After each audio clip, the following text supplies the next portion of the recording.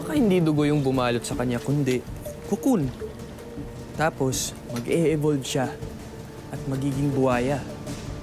Buhaya na may pakpak. Ay, Nikki! Ano siya? Crocofly? Nak, ha? Ikaw tigil-tigilan mo na yung kaka-cellphone mo, ha? Puro ka naka-weirdohan. Ikaw kasi cellphone ka rin ng cellphone. Wala ako ngayon.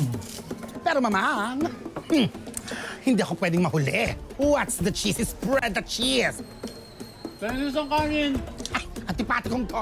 Mamaya ka na. Bigyan mo isang rice cooker yan. Ano ba ang latest? What's the happening? Ayun nga, sabi ni Maring Isabel, nakita daw yung katawan ni Lolong. Tapos, nawalan daw ng malay. Tapos, nagkamalay. Tapos, nawalan uli ng malay. Ha? Eh, nasa na po si Kuya Lolong? Ayun nga, sabi uli ni Maring Isabel, sinama daw ni Bokyo at ni Boss Canur sa ospital, nagpagamot. Kaya naman pala hindi namin makuha